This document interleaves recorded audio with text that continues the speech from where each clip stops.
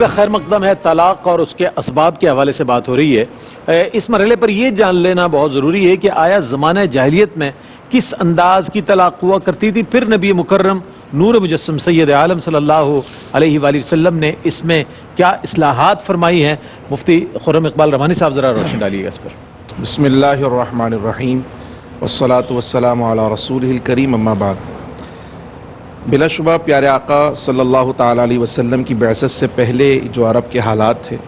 اس کے اندر جہاں بہت ساری خرابیاں تھیں، تو معاشرتی خرابیوں میں ایک خرابی طلاق کے معاملے کے اندر بھی تھی کہ وہ جاہلیت کے حوالے سے انہوں نے بہت سارے اس طرح کے معاملات اختیار کر رکھے تھے جس سے عورت کا خاص طور پر جو بنیادی حق ہے اس پہ زد پڑتی تھی۔ اور ایک طرف تو جو طلاق جس طرح اسلام کے اندر ہے صریح لفظ سے طلاق دینا، 3 مرتبہ طلاق دینا، یہ تو مشروع تھا ہی، لیکن اس کے اندر ایک خرابی یہ تھی کہ انہوں نے طلاق بے حد و بے حساب کر رکھی تھی۔ ایک شخص جتنی مرتبہ چاہتا اپنی بیوی کو طلاق دیتا، عدت پوری ہونے لگتی پھر سے رجوع کر لیتا، کئی مرتبہ طلاق دے کر اس کو لٹکانے کی غرض سے اپنے نکاح میں رکھتا کہ نہ بیوی کی حیثیت سے صحیح انداز میں رکھے گا، نہ کسی اور کے لیے اس کو چھوڑے گا۔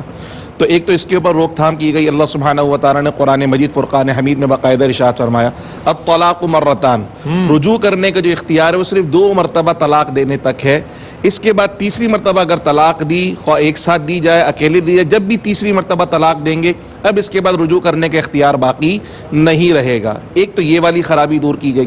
دوسرا وہاں پر جو ایک سسٹم رائج تھا اس میں زہار کا بھی معاملہ تھا، اور عرب کے اندر یہ رواج تھا کہ زہار کے ذریعے حرمت مؤبدہ قرار دے دی جاتی، یعنی ہمیشہ کے لیے بیوی حرام ہو جاتی تھی۔ اسلام سے پہلے یہ رواج تھا۔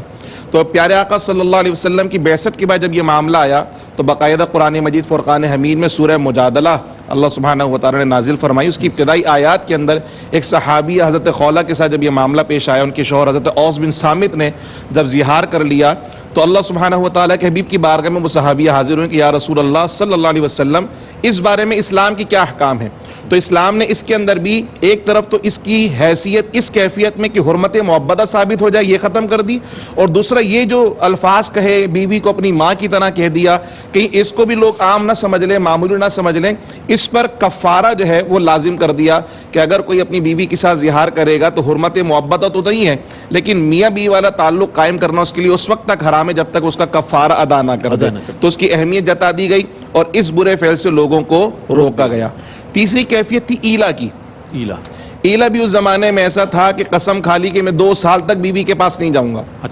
1 سال تک بیوی سے ہم بستری نہیں کروں گا۔ وہ 1 سال تک بیچاری لٹکی ہوئی ہے، نہ بیوی کی حیثیت سے رہ رہی ہے اور نہ وہ اس کو چھوڑا کہ کسی اور سے نکاح کر لے۔ تو یہ 1 سال 2 سال 3 سال اس طرح ایلا کیا کرتے تھے جس سے جو ہے وہ عورتوں کے بنیادی حقوق پہ زد پڑا کرتی تھی۔ اللہ سبحانہ و تعالیٰ نے پیارے آقا صلی اللہ علیہ وسلم کی رحمت کے صدقے میں یہ کرم فرمایا کہ کہا یہ 1 سال 2 سال کی کیفیت نہیں، اس کی زیادہ سے زیادہ حد 4 مہینے قرار دے دی۔ فرمایا للذین یؤلون من نسائہم تربص 4 اشہر، 4 مہینے تک اگر کسی نے قسم کھا لی بیوی کے قریب نہیں جاؤں گا اور 4 مہینے اس کیفیت میں گزر گئے اور کہا کہ اب طلاق کی نیت کر لی تو طلاق ہو جائے گی، اگر بیوی کے قریب جانا چاہتے تو قسم کا کفارہ دے اور بیوی کے قریب چلے جائے، 1 سال 2 سال والی کیفیت اختیار نہیں کی جائے گی۔ تو یہ زمانے جاہلیت کے اندر کچھ طلاق کے ایسے سسٹم تھے جس سے خاص طور پہ عورتوں کے حقوق پہ زد پڑا کرتی تھی۔ اللہ نے اپنے پیارے حبیب علیہ الصلوۃ والسلام کی برکت سے خاص طور پہ خواتین کے ان حقوق کا تحفظ فرمایا، اور جو نکاح ختم کرنے کا بنیادی اور بہترین طریقہ تھا